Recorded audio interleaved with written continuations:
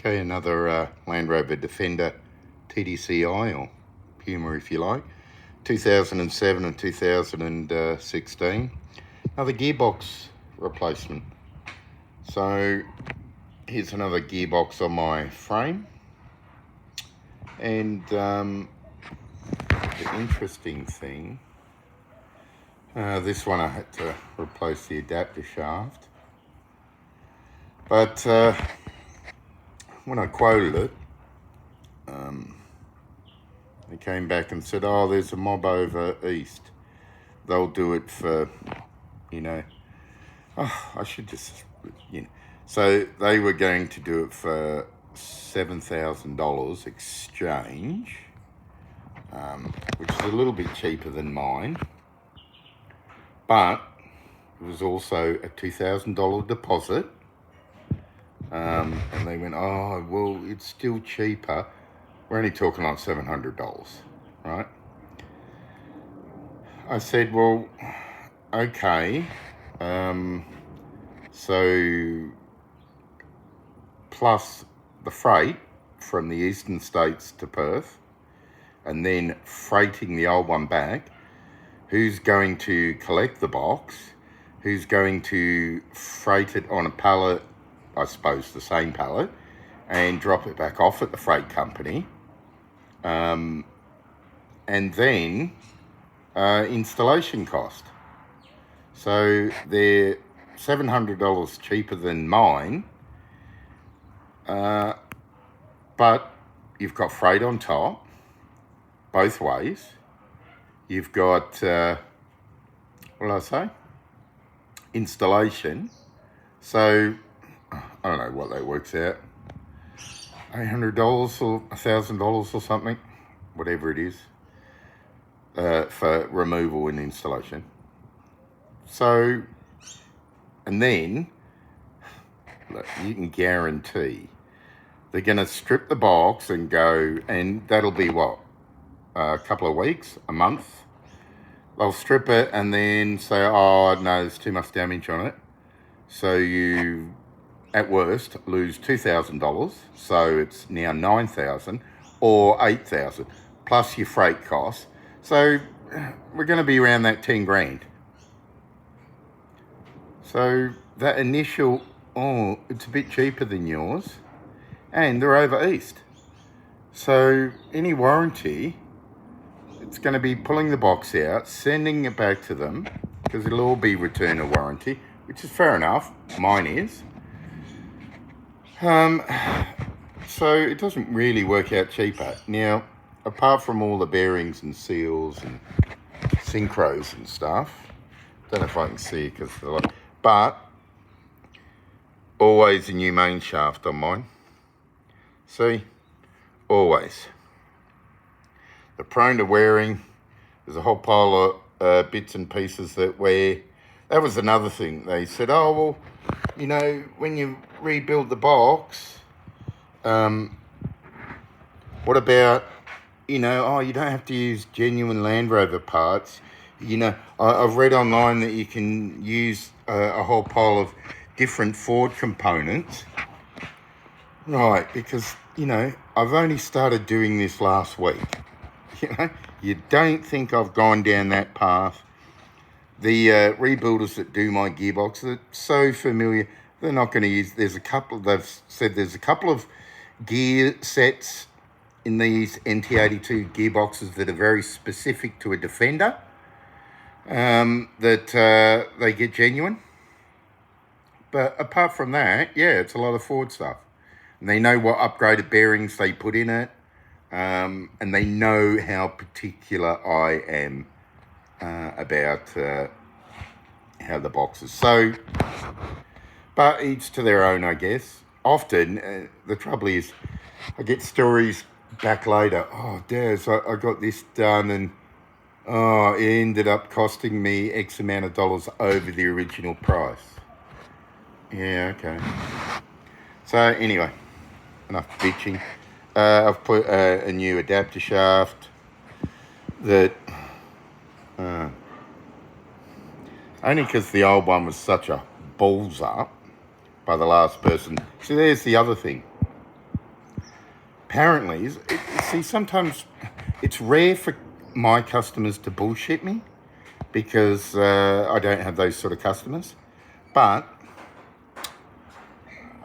every now and then you get something like, oh yeah, no one's touched it. It's done 300,000 Ks and it's never been touched.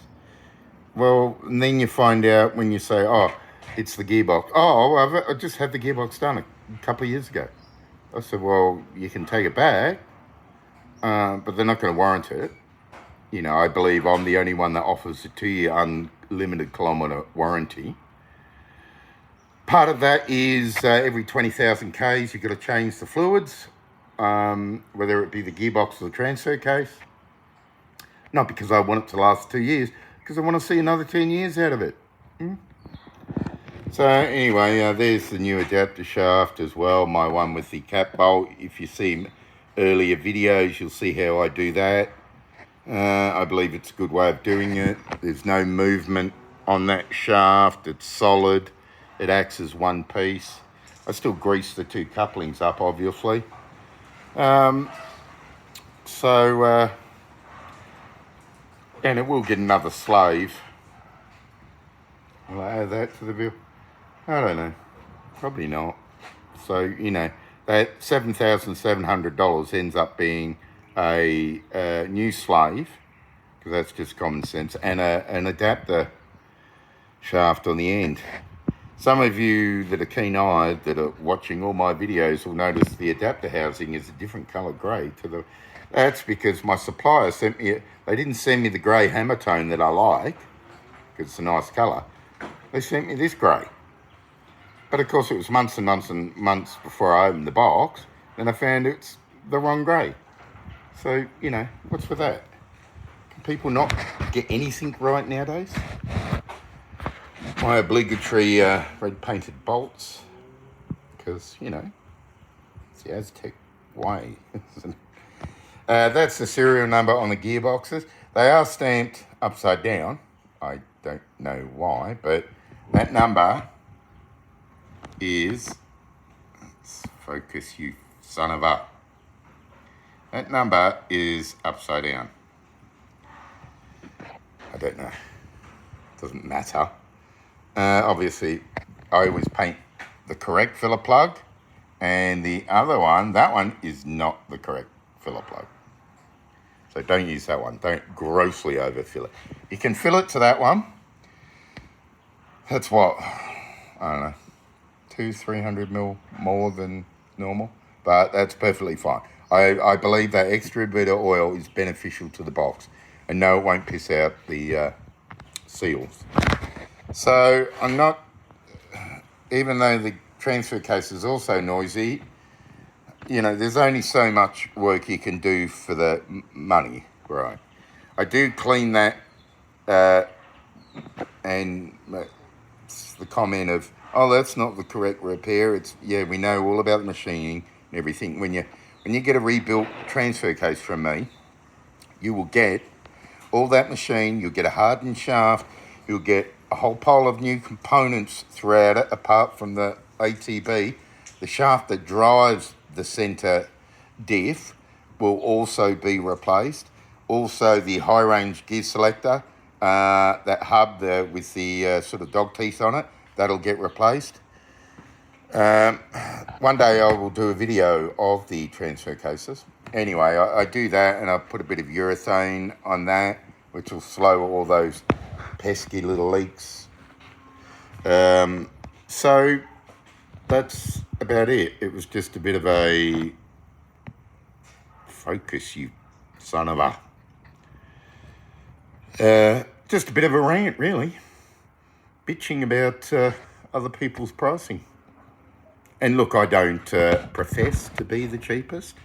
It's not what I'm about, but I do believe I'm trying to do it as thoroughly as possible and as neat as I possibly can. But hey, you know, I'm no rocket scientist.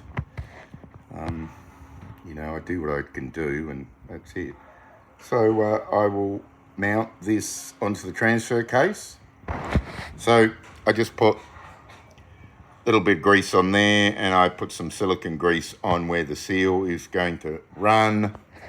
I'll put that back in. I've got to put that breather on, and the slave mounted up, and I should have it either ready to go back in or the main part of it bolted up this afternoon.